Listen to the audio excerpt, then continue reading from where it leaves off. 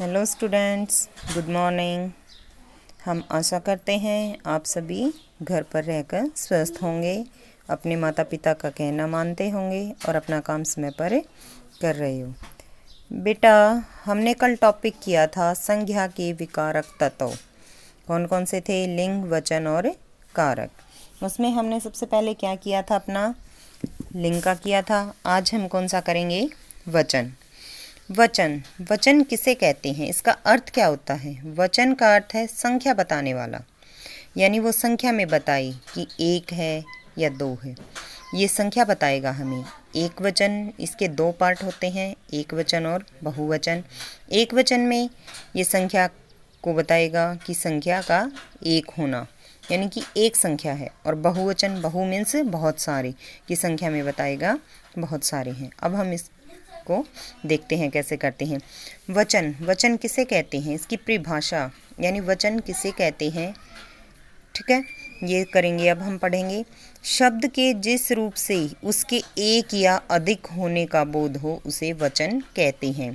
यानी वचन किसे कहते हैं कि वचन हमें ये बताए कि हमारा शब्द का जो रूप है उसे ये पता चले कि वो एक है या अनेक है। अनेक मीन्स बहुत सारे, बहुवचन की जहाँ बात आती है।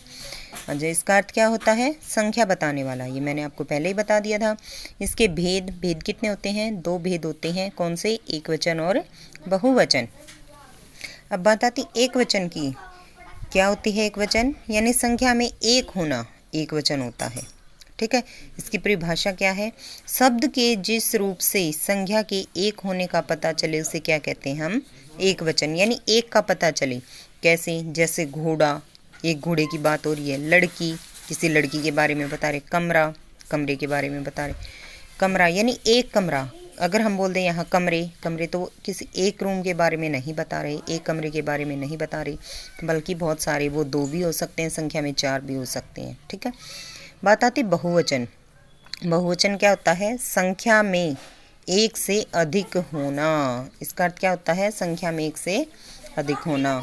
अर्थ, बहुवचन का अर्थ है संख्या में एक से अधिक होना, यानी एक से ज़्यादा की बात करना। इसकी परिभाषा क्या है? डेफिनेशन क्या है? शब्द के जिस रूप से एक से अधिक होने का पता चले उसे क्या कहते हैं हम? बहुवचन कहते हैं।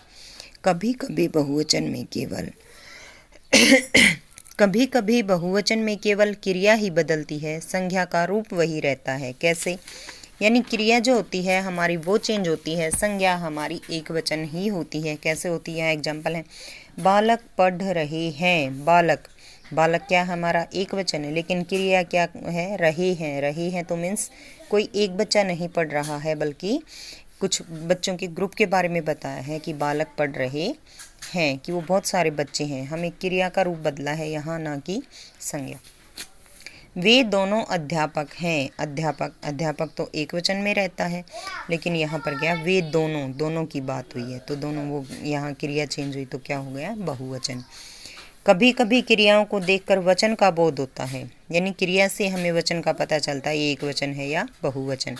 कैसे? देखो, बंदर पेड़ पर बैठा है। बंदर एक वचन है, पेड़ पर बैठा है, इससे हमें पता चलता बैठा है कि एक बंदर के बारे में बात करें तो क्या है? एक वचन। बंदर पेड़ पर बैठे हैं। बंदर यहाँ भी एक वचन है, लेकिन यहाँ पर क्या हुआ? बैठे हैं, यानी बैठे हैं। उसने कहा बहुत सारे बैठे हैं, ये नहीं पता दो हैं चार हैं, उसने काउंटिंग नहीं बताई, लेकिन ये पता कि एक से ज़्यादा है, वो दो भी हो सकते हैं चार भी हो सकते हैं। तो यहाँ पर क्या आ गया हमारा? बहुवचन। अब बात आती वचन परिवर्तन कि वचन परिवर्तन, वचन हम चेंज कैसे करते हैं? पुल्लिंग शब्दों का लिंग परिवर्तन, यानी वचन परिवर्तन, पुल्लिंग शब्दों का वचन परिवर्तन।